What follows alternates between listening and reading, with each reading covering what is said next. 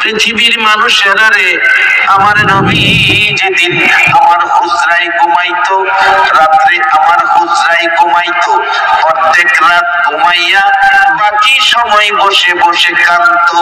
এমন একটা রাত্র নাই যে রাত্রে নবী চোখের পানি দিয়ে জামা কাপড় ভিজাইয়া কাঁদে নাই। পৃথিবীর মানুষেরা, আমার নবী এমন একটা রাত্র নাই যে রাত্রে নবী কাঁদে নাই। জানতে চাইলাম, মা আয়েশা বলেন, হুজুর কেন গো প্রত্যেক রাত্রে কাঁদেন? কি ব্যথা, কি দুঃখ?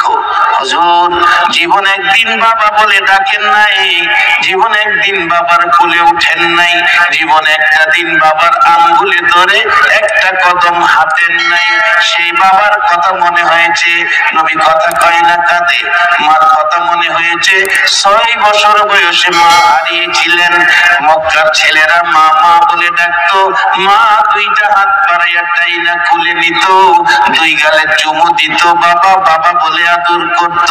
সেদিন আপনি মুহাম্মদ মার ব্যথায় কাঁদতে কাঁদতে জামা কাপড় ভিজাইতেন, চোখের পানি মুছে দেওয়ার মতো আপনার কেউ ছিল না। হুজুর সেই ব্যথায় কি কাঁদেন? আমার নবী কথা বলছে না। হুজুর বাবার ব্যথা, মায়ের ব্যথা লইয়া যেদিন উম্মে আইমানের কোলে মাথা রেখে কাঁদতে কাঁদতে মক্কায় ফিরেছিলেন, সেদিন দাদা আব্দুল মুত্তালিব হাত বাড়াইয়া কোলে নিয়েছিল, বুকে লইয়া ঘুমাইতো। হুজুর 8 বছর বয়সের পর দাদাও হারাইছিলেন, সে ব্যথা বুঝি মনে হয়েছে আপনি কাঁদতেছেন। আমার নবী জবাব দিচ্ছে, রে আয়েশা শোনো রে, আমি কোন ব্যথায় কাঁদি? বাবার জন্য নয়, মায়ের জন্য নয়, দাদার জন্য নয়, আমি কাঁদি রে আয়েশা আমার গুনাহগার এতিম উম্মতের ব্যথা। যে নবী সব ব্যথা বলে যায়, আপনার আমার মতো উম্মতের ব্যথাই কান্দে। সেই নবীর একজন উম্মত হাসরের মাঠে থাকা পর্যন্ত, বেহেশতে না যাওয়া পর্যন্ত, একটা উম্মত হাসরের মাঠে বাকি থাকা পর্যন্ত নবী বেহেশতে যাবে না। সেই নবীর উম্মত হইয়া বেহেশতে যাওয়ার পথ ধরা বলুন আমাদের দরকার আছে কিনা? আপনারা বেহেশতে যাবেন, দায়িত্ব হয়ে গেছে আল্লাহ। আপনাদেরকে বেহেশতে নিবে, দায়িত্ব হয়েছে আল্লাহ। কোরআন শরীফে বলেছে, আসুন সামনে বাবা, আরো 500 টাকা পাইলাম, বাবা আরো 500 টাকা মাদ্রাসায়। দায়িত্ব কিভাবে হয়েছে এই কোরআন শরীফের মধ্যে ঘোষণা দেওয়া আছে, ইয়া আইয়ুহাল্লাযীনা আমানু, ইয়া আইয়ুহাল্লাযীনা আমানু। এখানে ইয়া আইয়ুহান নাস কয় নাই, নাস বললে সকল মানুষ, সকল ধর্মের লোকেরা পড়তো, অন্য ধর্মের লোকদেরকে ডাকে নাই, ডাকছে শুধু আমানু। তোমরা কি করো? রুকু সেজদার মাধ্যমে, উরকাউ ওয়াসজুদু ওয়াবুদু রাব্বাকুম, রুকু সেজদার মাধ্যমে রবের ইবাদত করো। আযান রবের ইবাদতের মধ্যে উত্তম ইবাদতের নাম কি? আরে বাজান পড়েন না পড়েন, স্বীকারটা করেন না। উত্তম ইবাদতের নাম কি? সবাই বলতে হবে গর্জিয়াস করতে, উত্তম ইবাদতের নাম কি? আল্লাহ কোরআনে বলতেছে, আখিরি নবীর উম্মতের জান্নাতে নেওয়ার দায়িত্ব হয়ে গেছে আল্লাহ। এখন নিবে যে কি করতে হবে এই পথ দেখাইতেছে আল্লাহ, আর এই কোরআন শরীফ পড়াইতেছে আপনাদের এখানে। এই কোরআনের পক্ষে যারা বসেছেন, কোরআনের কসম করে বলছি আপনারা জান্নাতি হয়ে গেছেন। যার বাস্তব, 2টা ঘটনা বাস্তব, বাস্তবটা আমরা ভালো বুঝি, বাস্তবটা আমরা ভালো বুঝি। একটা ঘটনা হলো মা খাদিজার জীবনী। যেদিন এই কোরআন শরীফ নাজিল হবে মক্কায়, জাবালে নূর পাহাড়, যারা মক্কায় গেছেন দেখছেন অনেক উঁচু পাহাড়, নবীজি জাবালে নূর পাহাড়ে যায় এই কোরআন আসবে অপেক্ষায় বসে আছেন। 2 দিন 3 দিন 4 দিন পার হয়ে যাইতেন, গোসল নাই, খাবার নাই, ঘুম নাই, বিছনা নাই, বালিশ নাই, চাদর নাই। আরে কষ্ট এই কোরআনের জন্য। আজকে সেই কোরআনের পক্ষে আপনারা বসা, একবার বলুন আল্লাহু আকবার। মা আপনাদেরকে পেটে নিয়েছে, মায়ের পেট বন্ধ, যে মায়ের পেটের সন্তানগুলো সেই কোরআনের পক্ষে বসে আছে। যার বাজেট কি আসতে পারে, মা খাদিজা বলতেছেন আমার নবী 2 দিন 3 দিন পার হয়ে যায় জাবালে নূর পাহাড়ের চূড়ায়, খাবার নাই, গোসল নাই, ঘুম নাই, আরাম নাই, বালিশ নাই, বিছানা নাই, চাদর নাই। মা খাদিজা বলেন, ওগো মা বোনেরা, তোমাদের দিকে লক্ষ্য করে বলছি, কান পাতিয়া শোনো মা, যে ঘরে রঙের শাড়ি পরে বড় হয়ে ঢুকছো গো মা, কবে জানি সেই ঘর থেকে সাদা কাফন পরে বেরিয়ে যাও। তোমার পছন্দের কাপড়গুলো সুকেসের মধ্যে পড়ে থাকবে গো মা, একটা কাপড়ও তোমাকে কবর নিতে দেওয়া হবে না। তোমার ছেলে ঢাকায় থাকে, ঈদের ছুটিতে বাড়িতে আইসা মার কাপড়গুলো দেখে চোখের পানি ছেড়ে ছেড়ে ওই কাপড় বুকে লাগাইয়া মা মা কইয়া কাঁদবে, একটা কাপড় তোমাকে কবর নিতে দিবে না। মা আসো কোরআনের পক্ষে লাভবান হয়ে যাবে যার বাস্তব। মা খাদিজা 2টা রুটি 1 বোতল পানি, আরবের ভাষায় 1 মস্ক, আমাদের দেশের ভাষায় ব্যবহার করি 2টা রুটি 1 মস্ক পানি লইয়া মা খাদিজা অনেক উঁচু পাহাড়, আমি নিজেও কয়েকবার পাহাড়ের গোড়ায় গিয়েছি হজ করতে যাইয়া, উপরে ওঠার সাহস পাই না। এখন কিছু ব্যবস্থা, রাস্তা হয়েছে, পাথরের পাহাড়, আগে তো এরকম রাস্তাও ছিল না। মা খাদিজা বলেন আমি বড় কষ্ট করে পাহাড় বেয়ে ওই পাহাড়ের চূড়ায় যায় পৌঁছলাম। পৃথিবীর মানুষেরা, আমি খাদিজা 2 রুটি 1 বোতল পানি লইয়া যায় দেখি মা নাই, বাবা নাই, এতিম নবী চোখ বন্ধ করে পড়ে আছে। এমন নবী চোখ বন্ধ করে পড়ে আছে যাকে ডাক দেওয়া যায় না, গায়ে ধরে ধাক্কা দেওয়া যায় না, জিবরাইল পর্যন্ত যাকে ডাক দেওয়ার সাহস পায় না। আমি খাদিজা কৌশল নিলাম। কি কৌশল? নবীজির মাথা মুবারকের পাশে বসে কাঁদতে শুরু করলাম। কান্নার আওয়াজ শুনে নবী মুজি চোখ মুবারক খুলেছে, খাদিজার দিকে তাকাইয়া মুস্কি মুস্কি হাসতেছে। মা খাদিজা ডাকে, হুজুর আমি কাঁদি গো আপনার জন্য, আর আপনি আমার দিকে তাকাইয়া হাসেন, কারণ কি?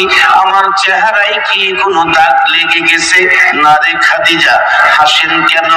আমি যে আপনাকে ভালোবাসি গো নবী, ভালোবাসায় কি কোনো ভেজাল আছে? না রে খাদিজা, হুজুর যেদিন মক্কার জমিনে আমার বাড়িতে রাখাল হইয়া ঢুকছিলেন, আমি আপনার সুন্দর চেহারা দেখে গো নবী আমার জীবন জৈবন ধন সম্পদ, টাকা পয়সা, ব্যবসার মালামাল, বাড়িঘর, ধন সম্পদ, জায়গা জমিন, বেড়া, বকরি, দুম্বা, নগদ, বাকি সব সম্পদ আপনার কদম মুবারকে ঢেলে দিয়েছিলাম গো নবী। সেই দিনের ভালোবাসায় কি কোনো ভেজাল দেখা দিয়েছে? আমার নবীটাকে খাদিজা রে না, তাহলে কেন হাসলেন জানতে চাই। আমার নবী বলেন, খাদিজা রে আমি কোরআনের পক্ষে বসে আছি, কোরআনের জন্য বসে আছি। তুমি কোরআনের পক্ষে 2 রুটি 1 মস্ক পানি নিয়ে আসার কারণে জিবরাইল এখন আমাকে খবর দিয়ে গেল, 2 রুটি 1 মস্ক পানি কোরআনের পক্ষে দেওয়ার কারণে রে আল্লাহ তোমার জান্নাত দান করে দিয়েছে। বাবার ভাইয়েরা, মা খাদিজাকে যদি 2 রুটি 1 মস্ক পানি দিলে কোরআনের পক্ষে আল্লাহ জান্নাত দিতে পারে, আজকে যারা কোরআনের পক্ষে বসে আছেন আমার আল্লাহ কি আপনাদের জান্নাত দেওয়ার ক্ষমতা আছে কিনা? আরো বাস্তবতায় যান, জর্দান, আরব ভূমি জর্দান মাহফিলে গিয়ে দেখি বাস্তব ঘটনা। আরব ভূমি জর্দান মাহফিলে গিয়ে দেখি কোরআনের মধ্যে আসছে আসহাবে কাহাফের ঘটনা। আবেশ হুজুর আছে কিনা? আসহাবে কাহাফ ঘটনা কোরআনের মধ্যে আসছে। 7 জন যুবক ঈমান বাঁচানোর জন্য আখেরি নবীর উম্মত না, এটা ঈসা আলাইহিস সালাম দুনিয়া থেকে বিদায়ের পর আমার নবী দুনিয়াতে আসার আগে মাঝামাঝি সময়ে 7 জন যুবক বাদশা দাকিয়ানুসের আমলে জালিম বাদশা ছিলেন, তার অত্যাচারে দেশ ছাইরা পাহাড়ের গুহায় আশ্রয় নিয়েছিলেন 7 জন যুবক। আজকে নবীর পক্ষে মাহফিলে বসে আছো, এমন এক সময় ছিল তোমাদের মতো যুবকেরা আমার মায়ার নবীর মারত। আজকে তোমরা নবীর পক্ষে বসে আছো, আমার মন কয় তোমাদের মতো একজন উম্মত বাকি থাকা পর্যন্ত আমার নবী জান্নাতে যাবে না।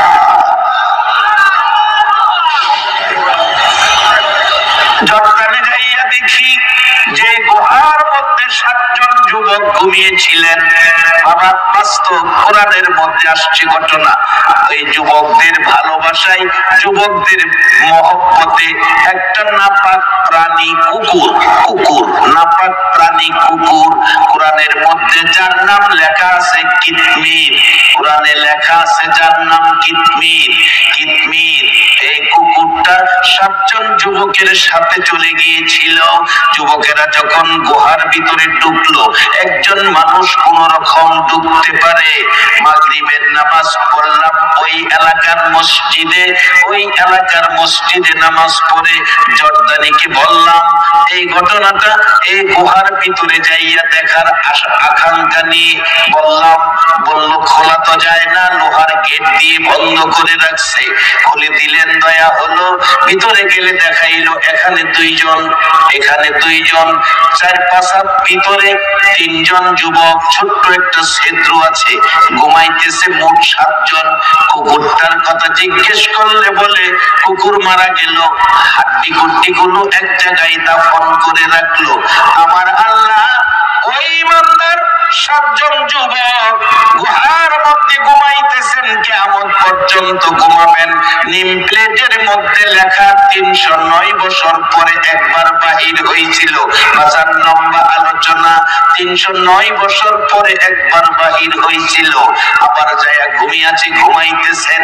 ইমানদার যুবক রে, ও যুবক বাবা, কে তোমরা বসে আছো? তোমার মতো একটা যুবক যদি মহব্বতে আমার আল্লাহরে একবার আল্লাহ কইয়া ডাক মারো গো, তোমার এক ডাকের জবাব আমার আল্লাহ 70 বার দিয়ে থাকে। এত মায়া করে, এত আদর করে আমার আল্লাহ যুবকদেরকে, 7 জন যুবককে আমার আল্লাহ বেহেশতি ঘোষণা দিয়েছে কোরআন শরীফে। শুধু 7 জন যুবক নয়, নাপাক প্রাণী কুকুরটাকে পর্যন্ত 7 জন যুবকের সাথে কোরআনের মধ্যে আমার আল্লাহ বেহেশতি ঘোষণা দিয়েছে।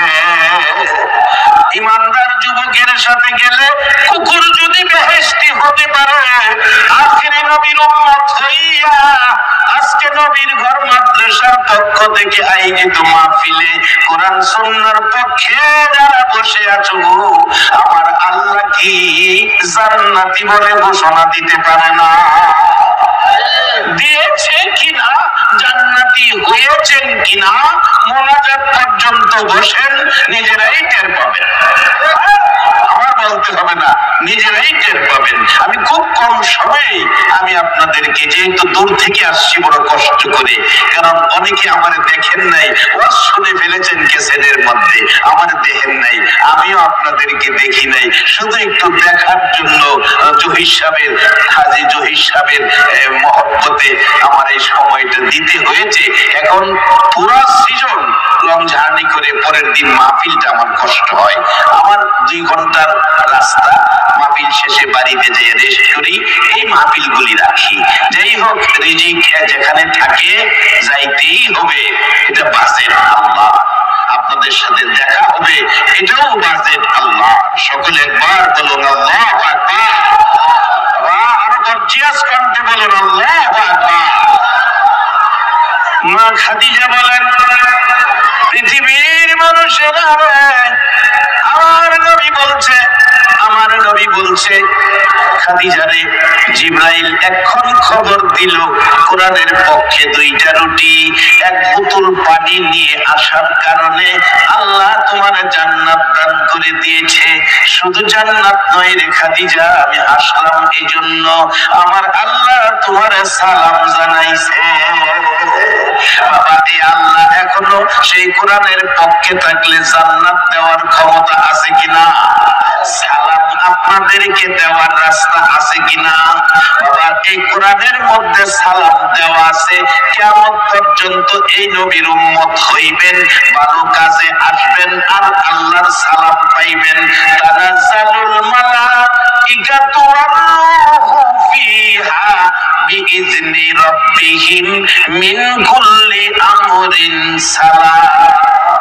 আল্লাহর পক্ষ থেকে আপনাদের প্রতি সালাম। মাগরিবের লোকেরা, তোমাদের প্রতিও আল্লাহর পক্ষ থেকে সালাম জারি রয়ে গেছে। বাবারা, কোরআনের পক্ষে গেলে মা খাদিজা যদি সাথে সাথে জান্নাতের খবর পায়, আমার নবী খুশি হইলেন। এবার মা খাদিজা কাঁদতেছেন আর ডাকতেছেন, হুজুর আমি কান্দি। রাসূল বলেন, খাদিজা রে, খুশি হওয়ার কথা, কাঁদতেছো কেন? হুজুর কান্দি, আপনার কাছে একটা কথা আছে। কি কথা? আল্লাহ যদি কোরআনের পক্ষে 2 রুটি 1 বোতল পানি দিলে জান্নাত দেয়, সালাম দেয়, আমি যে নবীর ভালোবাসাই গো নবী, এত কষ্ট করে পাহাড়ের উপরে আসলাম, আপনি নবী কি আমারে কিছু দিবেন না? আপনার কাছে আমার একটা দাবি। রাসূল বলেন, খাদিজা বলো তোমার কি দাবি? বলুন, স্বামীর কাছে স্ত্রীর দাবি আছে কিনা? স্বামীর কাছে স্ত্রীর দাবি আছে কিনা? আর দাবি করলে স্বামীরও স্ত্রীর দাবি পুরা করা উচিত। রাসূল বলছে, কি দাবি? হুজুর, দাবি হলো আল্লাহ যদি আমারে জান্নাত দেয়, সালাম দেয়, আপনি নবী আমারে কি দিবেন? রাসূল মহব্বতের সহিত বললেন, খাদিজা তুমি যা চাও তাই দেব। আমরা দেশের স্ত্রী যদি স্বামীর কাছ থেকে এই খবর পাইতো, যা চাও তাই দেব, প্রথম চাইলে সম্পত্তি অর্ধেক আমার নামে লিখে দেব। সম্পত্তি অর্ধেক লিখে দেন আমার নামে। 10 ভরি স্বর্ণের অলংকার দেন। ঢাকায় যায় আমার পছন্দ মতো 2টা শাড়ি কিনবো, টাকা দেন। মামে লোকেরা শোনো, নবী বিবি খাদিজা কি চায়? প্রথম নম্বরে দাবি হলো, নবী আমি খাদিজা যেদিন মৃত্যু হয়ে যাবে, আমার বাজারের কিনা কাফন আমার গায়ে লাগাইয়েন না। আপনার একটা জুব্বা মুবারক, আপনার একটা পাঞ্জাবি দিয়ে আমারে কাফন পরাইবেন। যাও খাদিজা। 2 নাম্বার দাবি, হুজুর যে কবরের মধ্যে জান্নাতুল মুআল্লায় আমাকে শোয়াইবেন, ওই কবরটার ভিতরে আপনি নবী একটু শুয়ে আসবেন। এবার আপনারা ফয়সালা দেন, সারা পৃথিবীর জন্য যেই নবী রহমত, এই নবী যদি কবরের ভিতরে শুয়ে আসে, কবরটা রহমতে ভরপুর হবে কিনা? বাবারা, আরো বাস্তবে আসুন। নবী যেখানে রহমত, সেখানে ভারতের এক ছোট্ট ইতিহাস, ছোট্ট ঘটনা, বেশি দিন আগের ঘটনা নয়। 16 কোটি হিন্দু যাকে দেবতার মতো পূজা করত, শ্রদ্ধা করত, যার নাম ডক্টর শিব শক্তি শঙ্কর। শিব শক্তি শঙ্কর, ওই ডক্টর শিব শক্তি 16 কোটি হিন্দুর দেবতা ছিলেন। ঘুমের ঘরে ঘুমিয়েছে আমার মদিনার নবী, মা নাই বাবা নাই নবী, গুনাহগারের বন্ধু, উম্মতের কান্ডারি ডক্টর শিব শক্তির ঘরে যাইয়া ডাকতেছে, ও ডক্টর শিব শক্তি, আমি নবী মদিনার থেকে এসেছি তোমার কালিমা পড়ানোর জন্য। এই সুন্দর নবীর চেহারা থেকে ডক্টর শিব শক্তি আর দেরি করে নাই। বাজান, কেউ অস্বীকার করার ক্ষমতা নাই। সাথে সাথে নবীর হাত ধরে কালিমা পড়ে মুসলমান হয়ে গেছে। সকালবেলা ঘুম থেকে উঠে অন্যদিন তুলসীর পূজা করত, গাছ গাছের পূজা করত, সূর্যের পূজা করত, আগুনের পূজা করত। আজকে দরজাই খোলে না ডক্টর শিব শক্তি। নাস্তার টাইম হয়ে গেছে, দরজা খুলে না। বিবি নাস্তা বানাইয়া ঘরের দরজায় ডাকতেছে, ঠাকুর কর্তা দরজা খোলেন। কি হলো, সমস্যা হলো নাকি? দরজা খোলেন না, পূজা করেন না। দরজা খুলে দিছে, কি ব্যাপার, বাহির হন না কেন?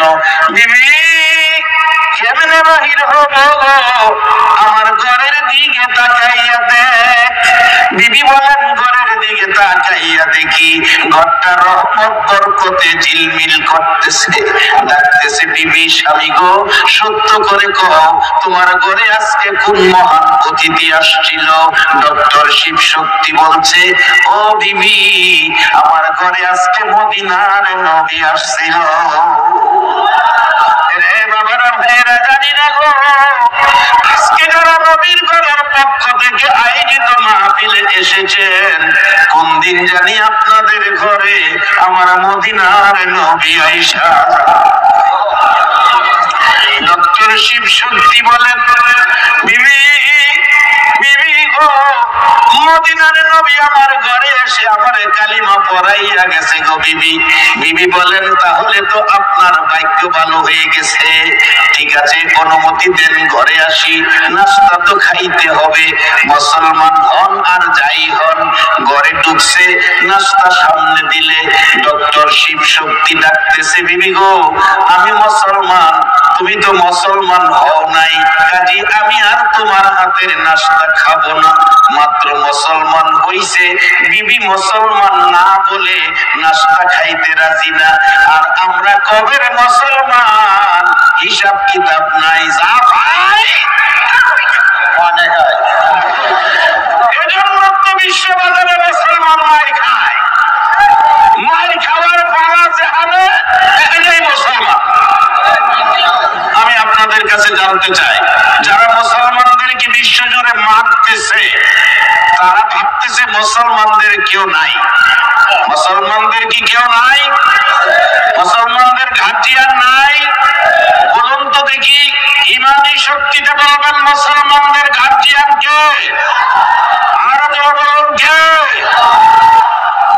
তোমরা ভাবছো মুসলমানদের গার্জিয়ান নাই, তোমাদের এই অত্যাচার চলছে, তোমরা অপেক্ষায় থাকো। আমাদের গার্জিয়ান আল্লাহ, যে আল্লাহ ধরে না ধরে না ধরে না, আর যদি ধরে তাইলে ছাড়ে না। কোরআন বলছে, ইন্না আযাবি লাশাদীদ, আল্লাহর ধরা বড় শক্ত, অপেক্ষায় থাকো। বহু অত্যাচার মুসলমানের উপর করেছো, আর বেশি দিন নাই, আমার আল্লাহর ধরা বাজেট হয়ে যাচ্ছে, তোমাদের উপর আইসা যাবে। পারবনি আল্লাহ? পারবো পারবো পারবো কিনা? নমরুদ রে ভাইলে জিগাইন, নমরুদের বিরুদ্ধে না কি বাহিনী পাঠাইছিল হুজুর?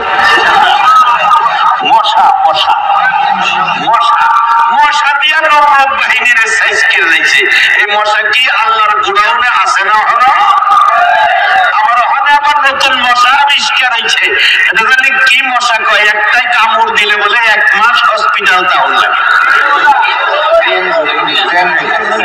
ডেঙ্গু না, ডেঙ্গু না, চিকুনগুনিয়া। চিকুনগুনিয়ার ভাবার যদি এত হয়, আর এটা যদি মোনাগুনিয়া হয়, অবস্থা কি হইব? এবার সত্য কিনে দিবেন, এই চিকুনগুনিয়া মশা কার বানানো? না, আমেরিকার প্রেসিডেন্টে বানাইছে। এর অসাইজ কিরম বুঝর চললে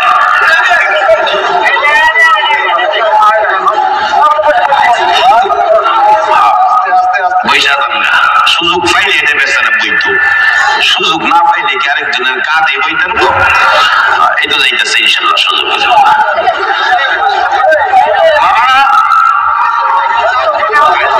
যারা মুসলমানদের উপর অত্যাচার করতেছে, তাদের বিচার করার ক্ষমতা আমার আল্লাহর আছে কিনা?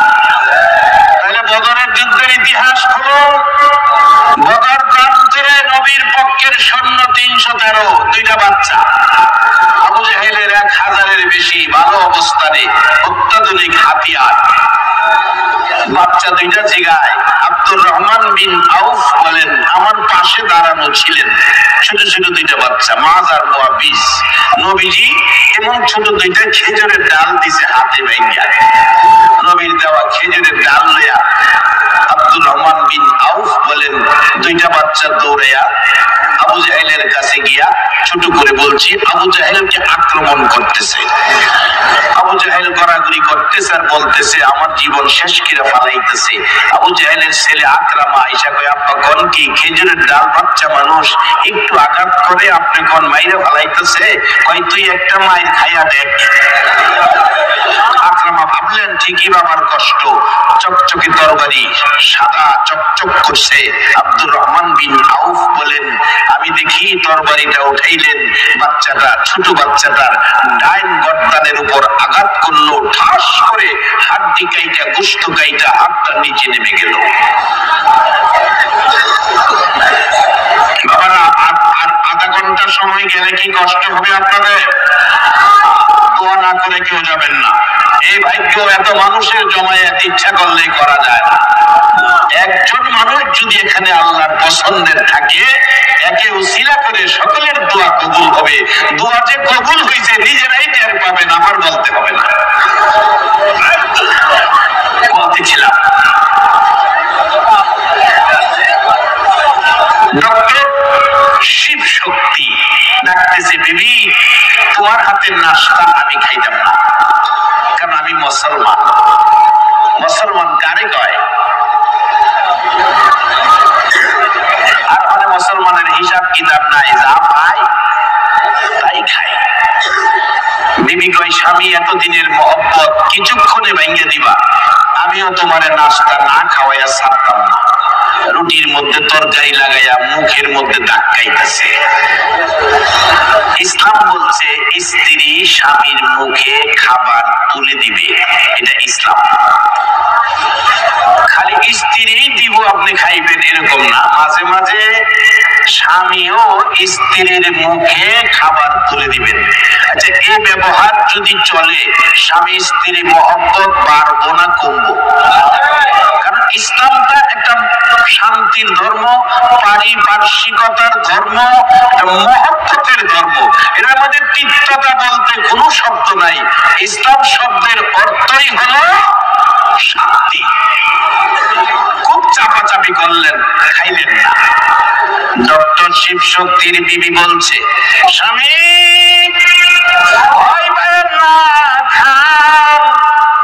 আর গোপন রাখতে পারলাম না গো স্বামী, যে সময় আমার নবী আপনারা কালিমা পড়াইয়া মুসলমান বানাইছে, যাওয়ার সময় নবী আমারও কালিমা পড়াইয়া গেছে।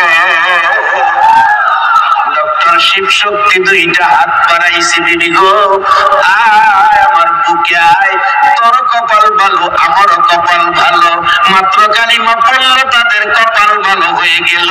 আমরা কবে কার মুসলমান কালিমাওয়ালা, আমাদের কপাল তো ভালো করতে পারলাম না।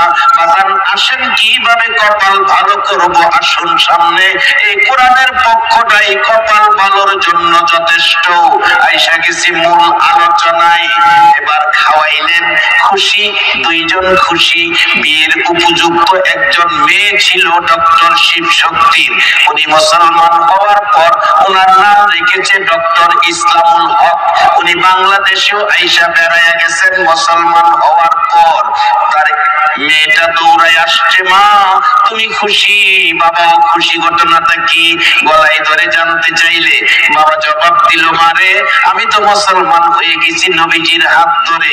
মা বলতেছেন মেয়েরে আমিও তো মুসলমান হয়ে গেছি নবীজির হাত ধরে, বিদায় আমরা খুশি। মেয়েটা বলতেছে বাবু গো, ও আমার মা, গর্ভধারিণী মা, আপনাদেরকে মুসলমান বানাইয়া আমার নবী যাওয়ার সময় গো আমারও কালিমা পড়াইয়া গেছে। সেই কালিমা আমরা পড়েছি, একটা রাত্রি নবীর দেখা পাই বাসান জীবনটা ধন্য হবে, জাহান্নামের আগুন হারাম হবে।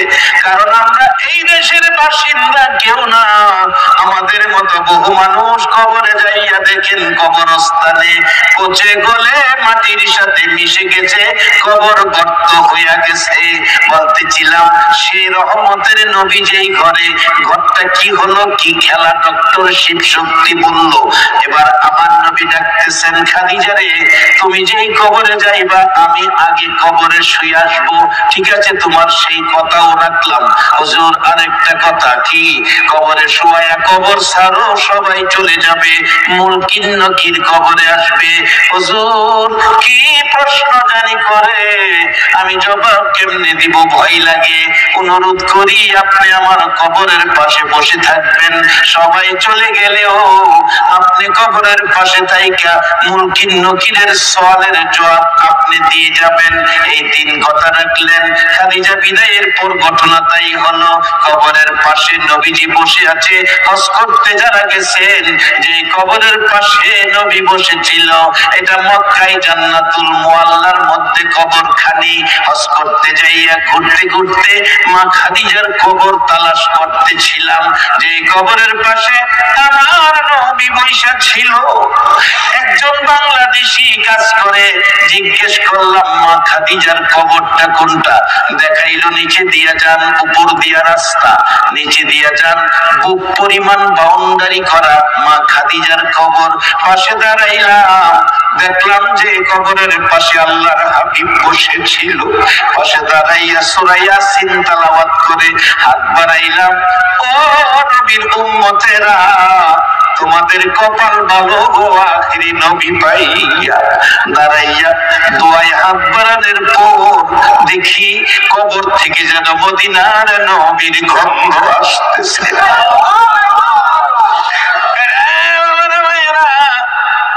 মা খাদিজা যদি কোরআনের পক্ষে যাইয়া এই বরকতের বাজেট পাইতে পারে, আমরা তো সেই নবীর উম্মত, আমরা সেই বাজেট, সেই বরকত পাবো। আসুন, কোরআন বলছে আমানুর কাউ আসজুদু ওয়াবুদু রাব্বাকুম, ও ঈমানদাররা, রুকু সিজদার মাধ্যমে রবের ইবাদত করো, তারপরে জান্নাত দিবে। সে কথাও কয় নাই কোরআনের মধ্যে। তারপরে বলছে আফআলুল খায়রা, ভালো কাজ করো, লাআল্লাকুম তুফলিহুন, তবেই তোমরা সাফল্য জীবন হবে, তবেই তোমাদের জীবন সার্থক হবে, তবেই তোমরা 10টা পৃথিবীর সমান জান্নাতি হয়ে যাবে। একবার বলুন আল্লাহু আকবার।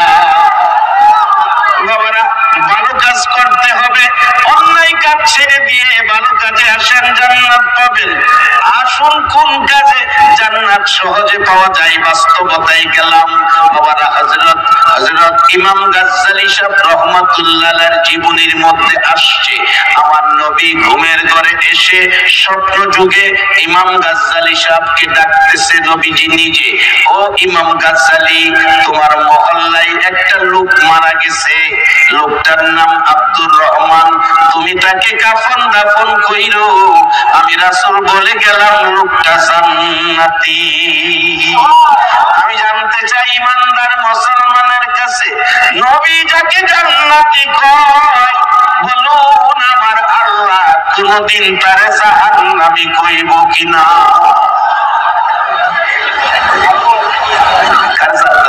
আসুন, এটাই হবে আমার মূল কথা। তবে ভালো কাজ করতেই হবে। এখন তো যেই যুগে পড়ছি,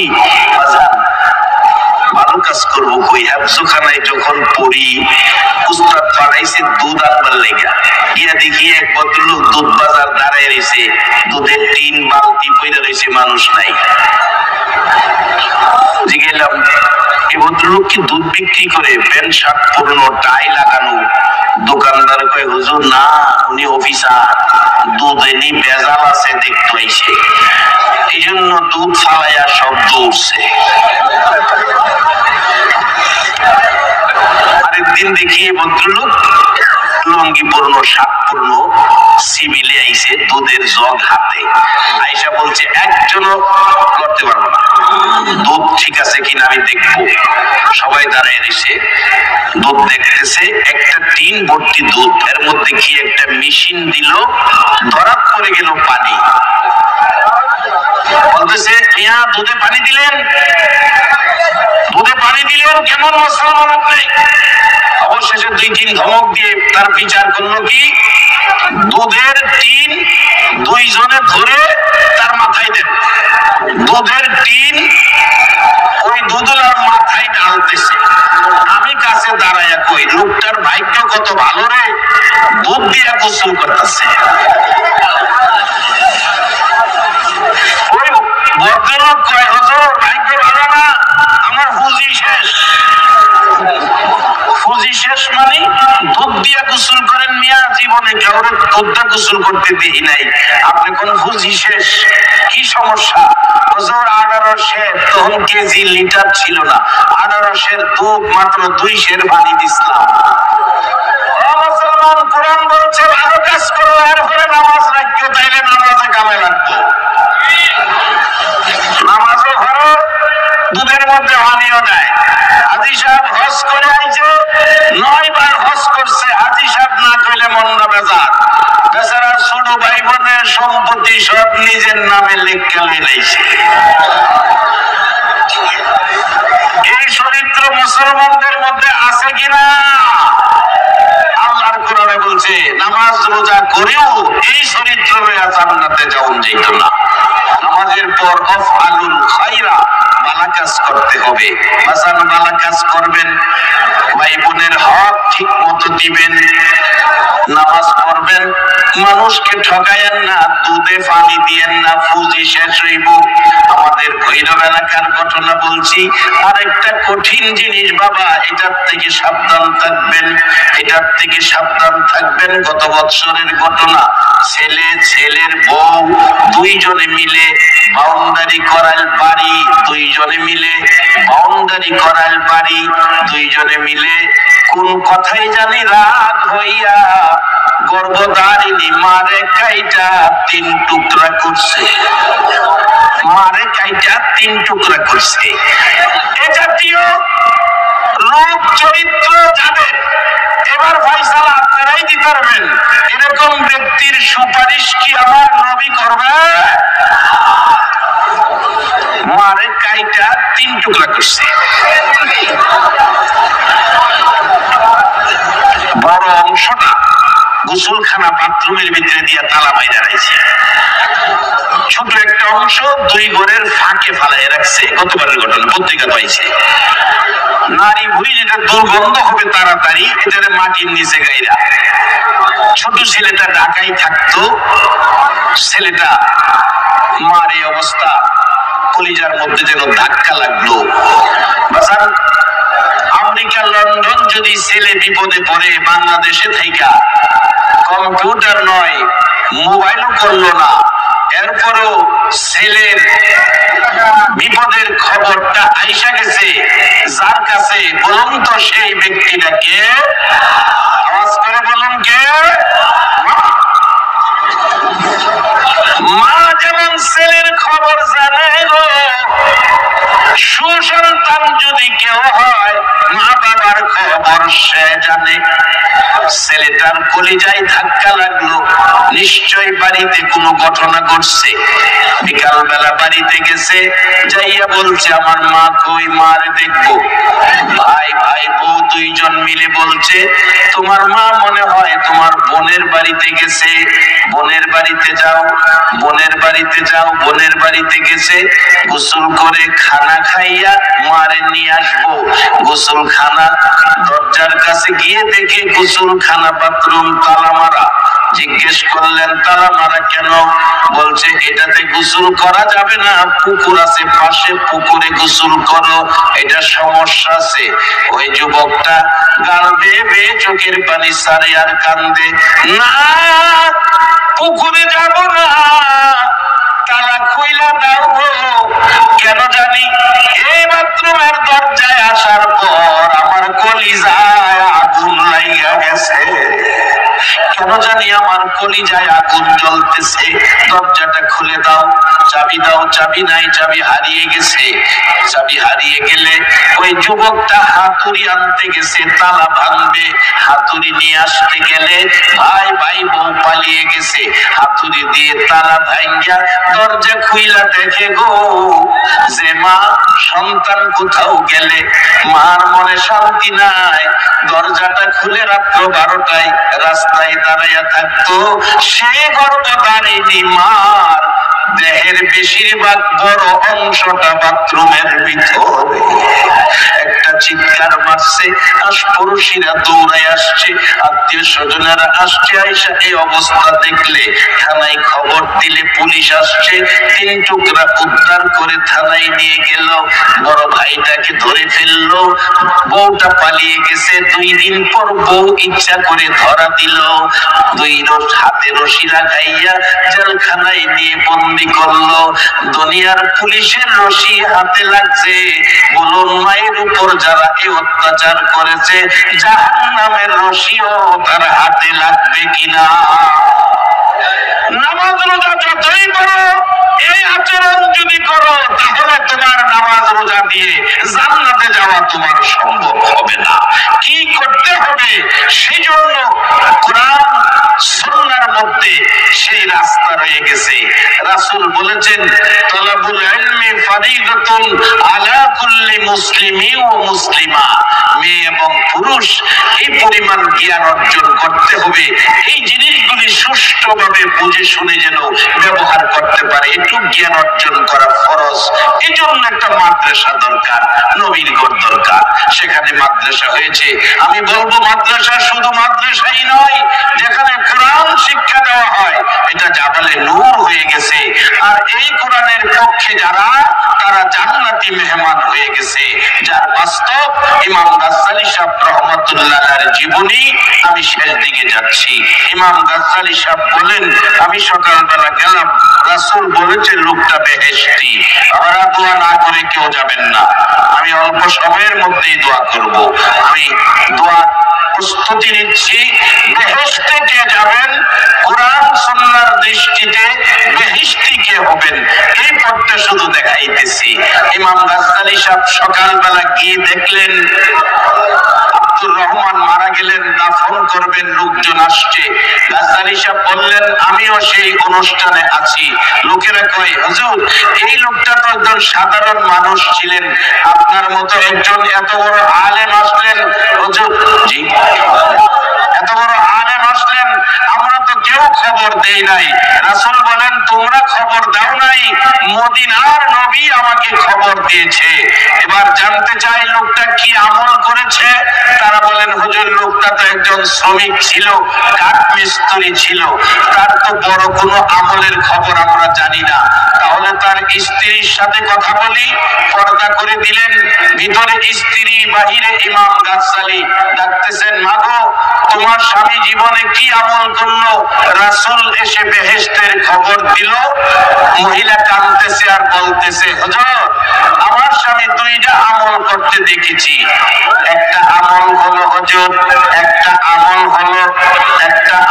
হলো বাবা একজন আরো 1000 টাকা।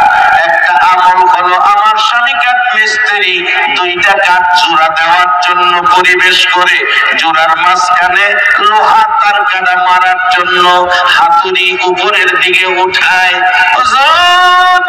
এমন সময় যদি মসজিদের মিনারায় আযানের ধ্বনি উচ্চারিত হয়, আমার স্বামী পিছনের হাতুড়ি সামনে আনে না, মসজিদে দৌড়াইয়া চলে যায়। আর একটা আমল হলো আমার স্বামী কোরআন পড়া জানতো না, কোরআনের মহব্বত ছাড়তো না। কারাগঞ্জকে কোরআনের প্রতিষ্ঠানের পক্ষ থেকে আয়োজিত মাহফিলে আসছেন। মহিলা বলছে, আমার স্বামী কোরআন পড়া জানতো না। এশারের নামাজ পড়ে ঘরে আইসা, হুজুর দেখেন আপনার সামনে একটা কাঠের থাক আছে, একখান কোরআন শরীফ আছে। আমার স্বামী ঘরে আইসা টান দিয়া কোরআন শরীফ বুকে লইয়া পাগলের মতো কাঁদতো। কোরআন শরীফ খুইলা চোখের পানি জর্জর করে ছাড়তো। পৃষ্ঠাগুলি উল্টাইয়া হুজুর কোরআনের লাইনে লাইনে আমার স্বামী কোরআনের লাইনে লাইনে আঙ্গুল ঘুরাইতো। কোরআন পড়া জানতো না, কোরআনের লাইনে লাইনে আঙ্গুল ঘুরাইতো আর কাঁদতো। এইভাবে 2-3 পারা কোরআনের লাইনে লাইনে আঙ্গুল না ঘুরাইয়া আমার স্বামী কোনোদিন ঘুমাইতো না। এই 2টা আমল দেখেছি।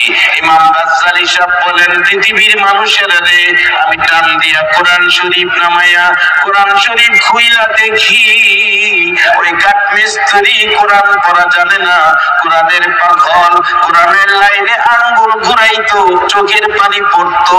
কোরআনের প্রত্যেক পাতায় লাইনে লাইনে ওই কাঠমিস্ত্রির চোখের পানি দেখা যায়।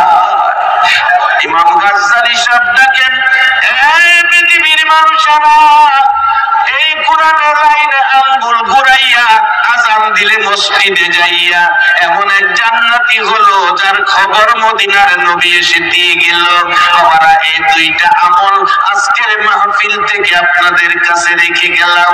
কোরআনের পক্ষে থাকবেন, কোরআন পড়া জানেন না, কোরআনের পক্ষের মেহমানকে ভালোবাসা দিবেন। কোরআনের পক্ষের একটা ছাত্রকে যদি কেউ বাড়িতে নিয়ে 1 ওয়াক্ত খানা খাওয়ান, 40 দিন পর্যন্ত আপনার আমলে গুনাহ লেখা হয় না। এই কোরআনের ভালোবাসা থাকলে, পড়া জানেন না, আঙ্গুল ঘুরাইলে, আযান দিলে, কাজ ফলাইয়া মসজিদে গেলে মদিনার নবী এসে জান্নাতের খবর দেয়। জানি না আজকে যারা বসে আছেন গো, কার জন্য কবে জানি আমার নবী এসে জান্নাতের খবর দিয়া যায়। আসুন দোয়া হবে, এখন এই দোয়ার জন্য প্রস্তুতি নিতেছি। আসুন দোয়া করি। আস্তাগফিরুল্লাহ রাব্বি মিন কুল্লি যামবি ওয়া আতুবু ইলাইহি লা হাওলা ওয়ালা কুওয়াতা ইল্লা বিল্লাহিল আলিয়্যিল আযীম। আস্তাগফিরুল্লাহ রাব্বি মিন কুল্লি যামবি ওয়া আতুবু ইলাইহি লা হাওলা ওয়ালা কুওয়াতা ইল্লা বিল্লাহিল আলিয়্যিল আযীম। সাল্লাল্লাহু আলা সাইয়্যিদিনা ওয়া মাওলানা মুহাম্মদ ওয়া আলা আলিহি ওয়া আসহাবিহি ওয়া বারিকা ওয়া সাল্লিম। আসুন দোয়া শরীক হন, মাগো দোয়া শরীক হও মা। আল্লাহুম্মা আমিন। মাগো মেয়ে লোকেরা হাত বাড়াও মা, মাহফিল তো বিদায় হয়ে যাইতেছে। ربنا ظلمنا أنفسنا وإن لم تغفر لنا وترحمنا لنكونن من الخاسرين رب ارحمهما كما ربياني صغيرا رب العالمين ওগো আমার মায়ার আল্লাহ, মাবুদ রে, হাজার হাজার মানুষ এই কোরআনের পক্ষে আসছিল গো আল্লাহ। উপস্থিত অনুপস্থিত সকলের জন্য আমি তোমার কাছে পানা চাই, সকলের জন্য তোমার কাছে দয়া চাই, তোমার মায়ার কোটে হাত বাড়াই। মাবুদ রে, মেয়ে বুঝি না, পুরুষ বুঝি না, নেককার বুঝি না, গুনাহগার বুঝি না, যুবক বুঝি না, বুড়া বুঝি না, এই মাহফিলে উপস্থিত অনুপস্থিত যারা ছিল রে আল্লাহ, সকলের জীবনের গুনাহগুলো তুমি মাফ করে দাও। আমরা গুনাহগার, তুমি গাফফার, আমরা গুনাহ করি, তুমি মাফ করো। মাফের আশায় হাত বাড়াইছি, ফিরাইও না, ঘুরাইও না। কার জীবনে কত গুনাহ হিসাব জিগায়া লজ্জা দিও না। এই মাহফিলের খাতিরে আমাদের তামাম জিন্দেগির গুনাহগুলো ক্ষমা করে দাও। মাবুদ রে, আর একটা দরখাস্ত করি, তুমি রাগ হইও না। তুমি যদি রাগ হও, আমার মনের দুঃখ কার কাছে কমো জানি না, কার জানি মা নাই গো, মা নাই, মা গো, ও মা। সন্তান যদি কোথাও যাইতো, রাত্র 12টায় দরজা খুইলা কান্তা ঘুমা। সন্তানের সন্তানের যদি অসুখ বিসুখ হইতো, বিছনায় বসে বসে সন্তানের মায়ায় কান্তা ঘুমা। সন্তান শীতের মধ্যে শুকনা জায়গায় রাইখা তুমি মা প্রস্রাবের ভিজা জায়গায় শুয়া কাটাইতা। এ মার অভাবী কে জানি হাত বাড়াইছে, বাবার অভাবী কে জানি হাত বাড়াইছে রে আল্লাহ। মাবুদ, মার অভাবীরা কি করে? ছোট্ট একটি ঘটনা চাকরি জীবনের মধ্যে দেখেছি। ছাত্র জীবন, চাকরি জীবন, ওয়াজের জীবন, দেশে বিদেশে সফরের জীবনে অনেক ঘটনা নজরে পড়ে।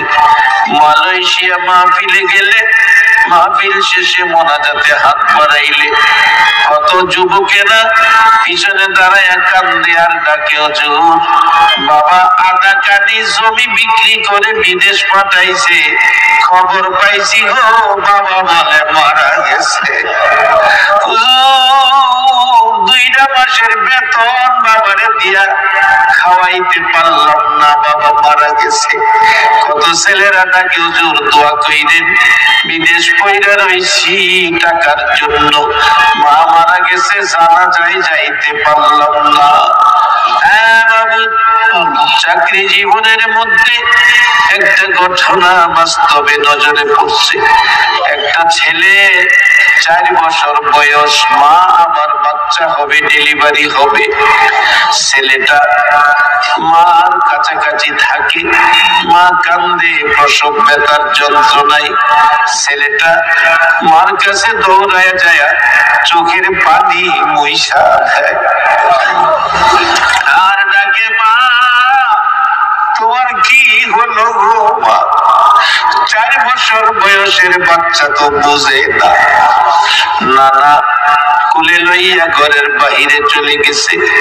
একদিন 2 দিন পার হয়ে গেল, গ্রামের বাড়িতে চেষ্টা করলো, বাচ্চা তো ভূমিষ্ঠ হলো না। গ্রামের মহিলারা বলছে আমাদের দ্বারা সম্ভব না, হসপিটাল পাঠাইয়া দেন। রিক্সা গাড়ি ঘোড়ার ব্যবস্থা তখন কম ছিল, রাস্তাঘাট তখন ছিল না। একটা রিক্সা আনলেন, সন্ধ্যার আগে আগে মহিলাকে রিক্সায় উঠাইলে মা কাঁদতেছে, ডাকতেছে, আমার ছেলেটা কই রে, আমার ছেলেটা কই, আমার বাবার আমি দেখা যাই, আমার অবস্থা বলে ভালো না। ছেলেটা দৌড়াই আসছে, মা এই সন্ধ্যার সময় কোথায় যাও গো মা, কোথায় যাও গো মা? মা টাইনা টাইনা রিক্সায় উঠাইয়া বুকে জড়াইয়া ধরে 2 গালে চুমায়া চুমায়া মা কান্দে, বাবা আমার অবস্থা বলে ভালো না রে বাবা, আমি হসপিটালে যাইতেছি, মা কোন সময় আসবা? তাড়াতাড়ি আইসো মা, তুমি যদি না আসো গো রাত্রে আমি কার গলায় ধরে ঘুমাবো। মা কাঁদতেছে, বাবু আমি পারবো নি ফিরে আইতে। ছেলের 2 গালে চুমাইয়া চুমাইয়া ডাকে, বাবা গো দোয়া কইরো গো বাবা, ভাগ্য যদি ভালো হয় মার গলায় ধরে ঘুমাবি, ভাগ্য যদি খারাপ হয় রে বাবা মার গায়ে সাদা কাফন দেখবি। এই বলে মার কাছ থেকে নানা ছেলেটারে রাখছে, রিক্সা টান দিয়ে চলে যাইতেছে। একটু পর পর মা পিছনের দিকে তাকায়া কান্দে, বাবা দোয়া কইরো মার গলায় ধরে ঘুমাইতে, ভাগ্য যদি খারাপ হয় রে বাবা এটাই জীবনের শেষ দেখা। তখন রাস্তাঘাট বেশি ছিল না, হসপিটালে চলে গেছে, চিকিৎসা চলছে। রাত্র 10টা বাজে গেছে, ছেলেটা কাঁদতেছে, নানা চলো না মার কাছে হসপিটালে যাই। নানা বলছে রাত্রে তো যাওয়ার কোনো ব্যবস্থা নাই রে ভাই, সকালে তোমারে লইয়া যাবো, তুমি ঘুমিয়ে যাও রে ভাই।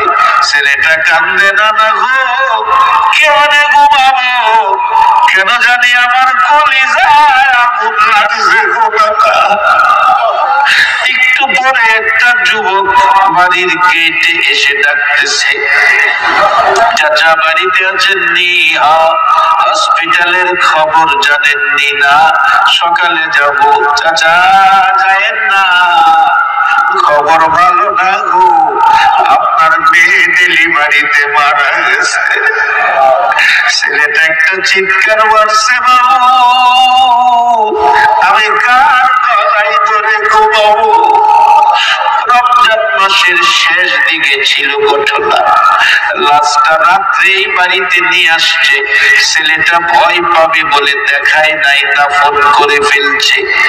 সকালবেলা বলছে, না না চলো না হসপিটালে মার কাছে যাই, বিকালে যাব। বিকাল হইলে ডাকে, চলো না নানা মার কাছে যাই, সকালে যাব। 3 দিন ঘুরাইলো, রাত ভয় ঈদের দিন। ছেলেটা কান্দে, নানা গো আজকে আর আমি ঘুমাবো না, আমার মার কাছে লইয়া যাও।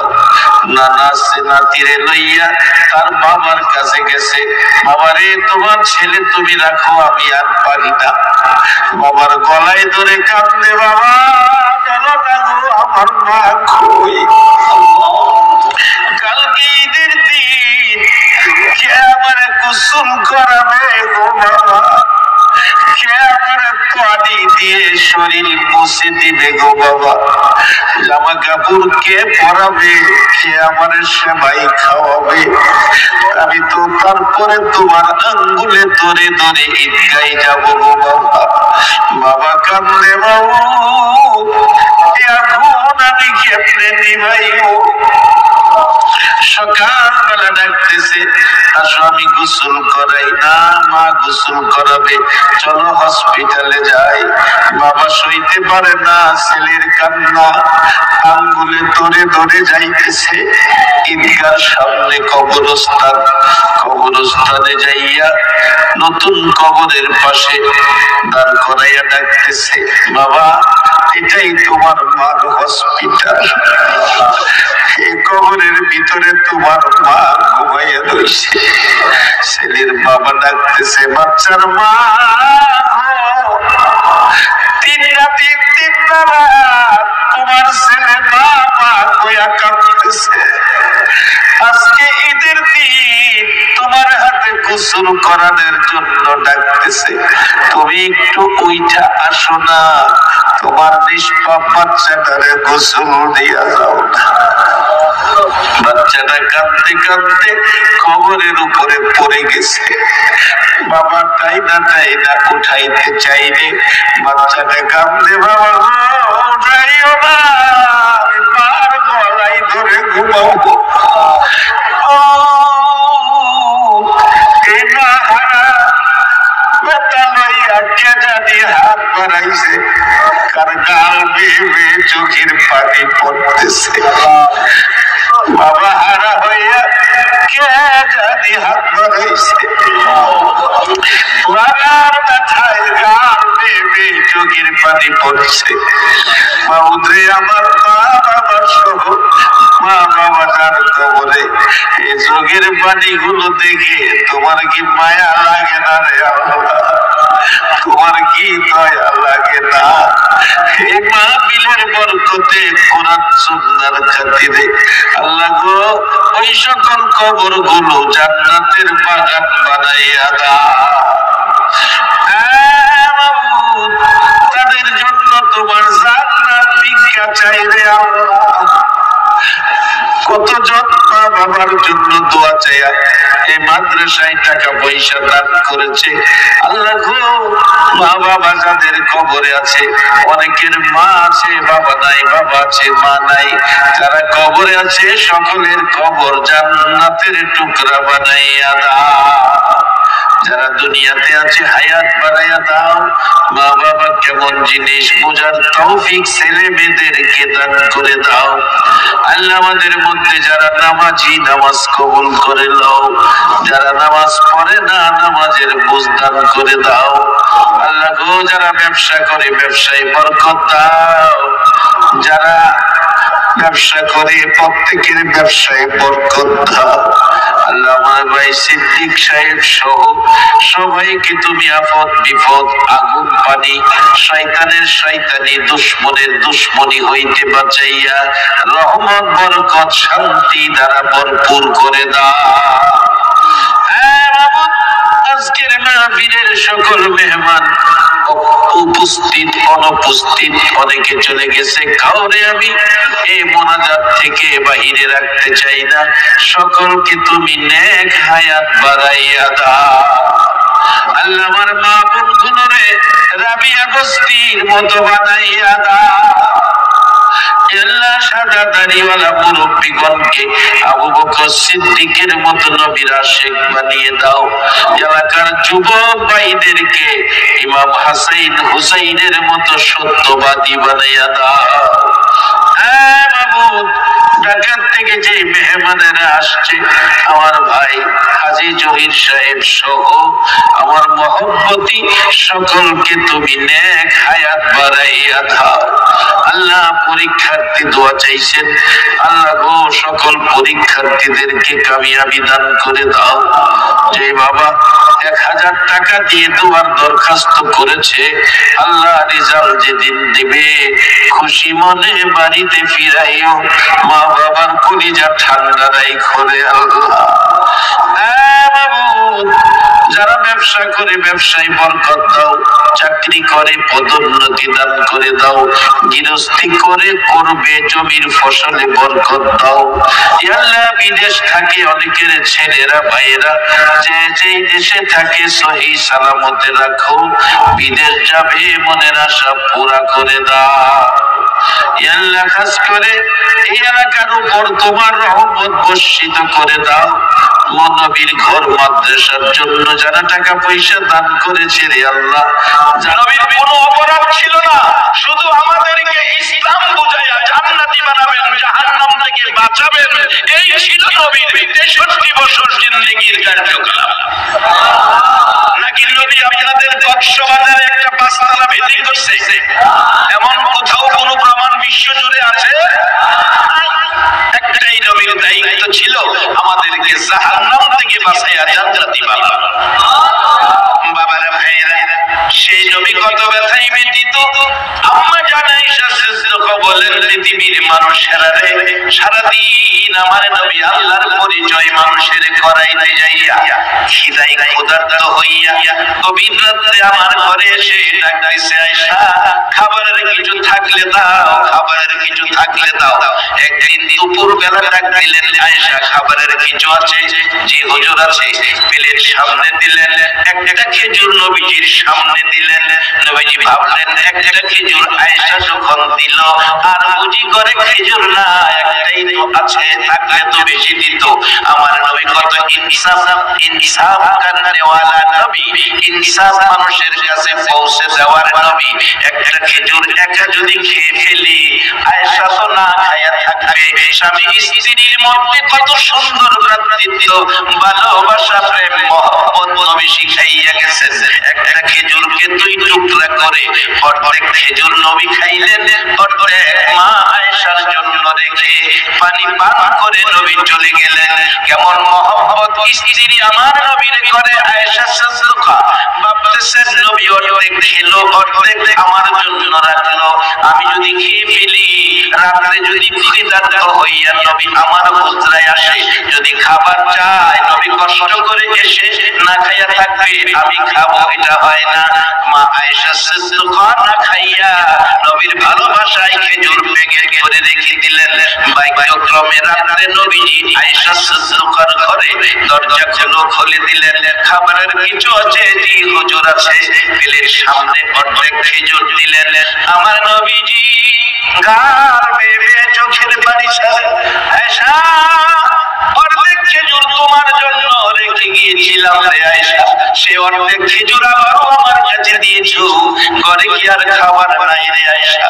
তুমি কি খাও নাই? মা আয়েশা কাঁদে, নবীজি গো, নবী না খাইয়া থাকবে, আমি খাবো, এটা হয় না।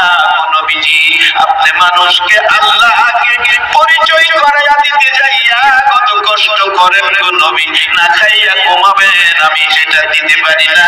আমি আয়েশা না খাইয়া থাকবো, রাসূল খাইয়া ছিল আমার নবীর প্রতি ভালোবাসা। মাগো মেয়ে লোকেরা স্বামীর প্রতি এই মহব্বত ভালোবাসা নবী শিক্ষা দিয়ে গেলেন। আমার নবী ঘুমিয়ে গেলেন, বিছানায় শুয়ে গেলেন। মা আয়েশা বলেন, অল্প সময় ঘুমাইয়া আমি দেখি আমার নবী বসে বসে কাঁদে, মাঝে মাঝে ও আহা করে চিৎকার মারে। ঘুম থেকে উঠে গেলাম, নবীজির পাশে বসে প্রশ্ন রাখলাম, নবীজি গো এই রাতে না ঘুমাইয়া কাঁদতেছেন কোন ব্যথায়? আমার নবী জবাব দেয়, আয়েশা আয়েশা রে কান্দি কোন ব্যথায় রে? আয়েশা শোনো, আমার ঘুম ভেঙে যায় আমার গুনাহগার উম্মতের ব্যথা। রে আয়েশা, আমার একটা উম্মত যদি জাহান্নামে যায় আমি নবী সইতে পারবো না, এই জন্য গভীর রাতে বসে বসে কান্দি আমার আল্লাহ যেন আমার উম্মতের মাফ করে দেয়। আরে দয়ালু নবী প্রেমের ছবি আর আসবে না জগতে, আমার দয়ালু নবী প্রেমের ছবি আর আসবে না। হাসর দিনে উম্মত বিনে, হাসর দিনে উম্মত বিনে যাবে না নবীজি বেহেশতে। দয়ালু নবী প্রেমের ছবি আর আসবে না জগতে, আমার দয়ালু নবী প্রেমের ছবি আর আসবে না। 63 সাল জিন্দেগি কাটছে বলে উম্মতি, 63 সাল জিন্দেগি কাটছে বলে উম্মতি, এখনো কান্দে শুয়ে মদিনাতে নবী, এখনো কান্দে শুয়ে মদিনাতে। দয়ালু নবী প্রেমের ছবি আর আসবে না জগতে, আমার দয়ালু নবী প্রেমের ছবি আর আসবে না। রে বাবলা ভাইরা, কত কষ্ট, কত ব্যথা, কত মার, কত গালি নবী খাইলো শুধুমাত্র আপনার আমার মতো উম্মতের জান্নাতি বানানোর জন্য। একবার বলুন আলহামদুলিল্লাহ। মা আয়েশা বলেন, পৃথিবীর মানুষেরা রে নবীর জীবনে এমন একটা রাত্র নাই যে নবী উম্মতের মায়ায় কাঁদে নাই। জীবনে আমার নবী কোনদিন পেট ভরে খানা খায় না, কোনদিন রাত্র ভরে ঘুমায় না, কোনদিন ভালো পোশাক নবী গায়ে দেয় না, শুধু উম্মতের মায়া। বাবারা, সেই নবীর উম্মত হইয়া পুরাপুরি ভাবে ইসলামে ঢুকতে হবে। ঢুকলে কই যাবেন? এবার বাস্তবতায় গেলাম। গাউসে পাকের জীবনী কোত্থেকে আসলেন? গাউসে পাকের মতো একজন বিশ্ব বলি। গাউসে পাক যেই নবীর উম্মত, আমরাও সেই নবীর উম্মত। গাউসে পাকের আদর্শ কোথায় আর আমাদের আদর্শ কোথায়? গাউসে পাকের বাবা আবু সালেহ জঙ্গি মোসা ফলটা খেয়ে উজু করবেন নামাজের জন্য, বিবেক বাধা দিল। কার জিনিস খায়া নামাজ পড়তে যাইতেছো? নামাজ তো আল্লাহর হক, আর যেটা খাইলেন এটা তো বান্দার হক। আল্লাহর হক, আল্লাহর কাছে মাপ চাইলে আল্লাহর দয়া আছে, মায়া আছে। কি বলে? ঠিক ঠিক। আজকে মাজলিসে আমরা যত মানুষ আছি, সব মানুষের গুনাহ একত্রিত করলে যা হবে, আল্লাহর দয়া আর মায়া এর চেয়ে বেশি হবে না কম হবে? আল্লাহ আজকে এই প্যান্ডেলের সবাইকে মাফ করে দেওয়ার ক্ষমতা আছে কিনা? কোরআনে বলেছে আল্লাহ আমাদের সবাইকে মাফ করে দিবে। কুল ইয়া ইবাদিয়াল্লাযীনা আসরাফু আলা আনফুসিহিম লা তাকনাতু মিন রাহমাতিল্লাহ। আপনাদের গুনাহ আছে, কত গুনাহ? আকাশের নিচে জমিনের উপরে রাখার জায়গা নাই, এরকম গুনাহগারকেও আল্লাহ ডাকতেছে লা